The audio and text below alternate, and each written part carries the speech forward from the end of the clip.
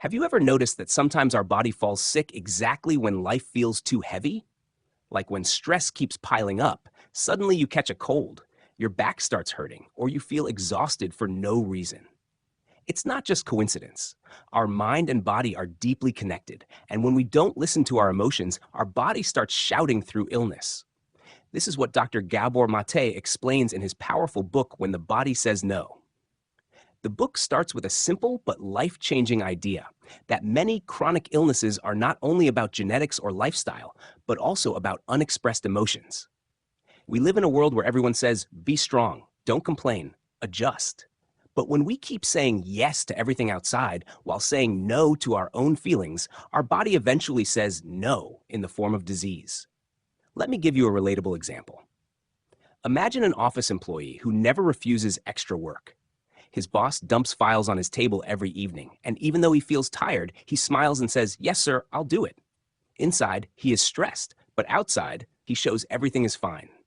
Months later, his health begins to collapse. Headaches, blood pressure, maybe even diabetes.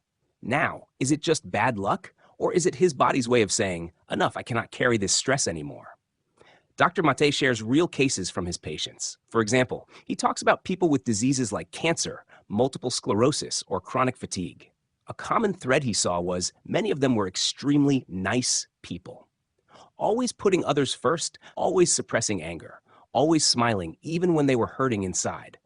Their politeness and inability to express no slowly turned into physical suffering. Think about your own life. How many times have you forced yourself to attend a family function, even when you wanted rest? How many times did you say yes to a friend's demand, while inside you wanted to scream no? These little sacrifices look harmless, but when repeated daily, they silently build stress. And stress is not just in the mind. Science shows it changes hormones, weakens immunity, and damages organs. Another story. Dr. Mate tells about a woman who developed severe illness after years of caring for everyone else but never herself. She believed it was selfish to take care of her own needs. But the truth is, ignoring your own needs is also a kind of self-abuse.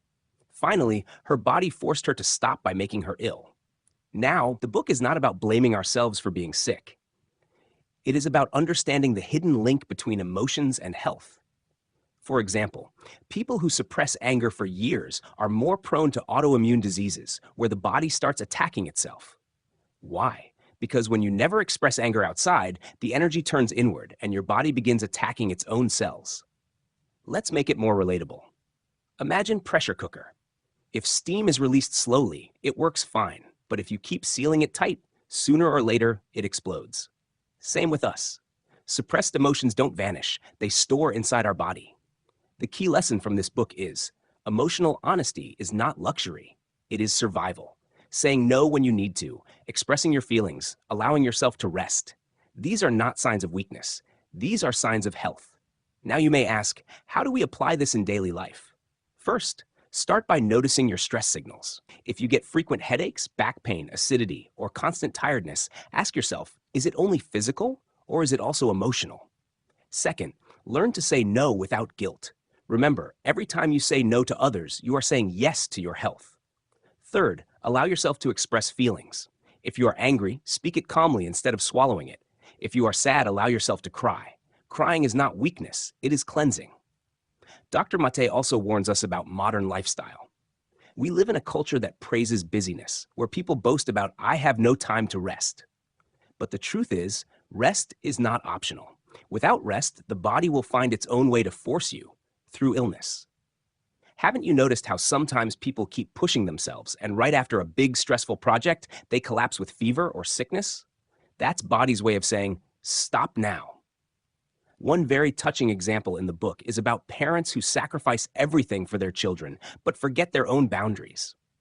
Of course, love and care are important, but when sacrifice becomes self-destruction, it helps no one. The healthiest gift you can give your family is your own well-being. So the deeper message is simple. Listen to your body before it screams. Don't wait for illness to be your teacher. Pay attention to stress, respect your feelings, and give importance to self-care. At the end, Dr. Mate says something beautiful. Health is not just the absence of disease, it is the presence of self-awareness. When you connect with your true feelings, when you respect your limits, when you live with honesty to yourself, your body thanks you by staying strong. So next time your body feels tired, heavy, or in pain, pause for a moment. Ask yourself, what is my body trying to tell me? Maybe it's not just a back pain. Maybe it's the weight of unspoken words. Maybe it's not just fatigue. Maybe it's exhaustion from always pleasing others.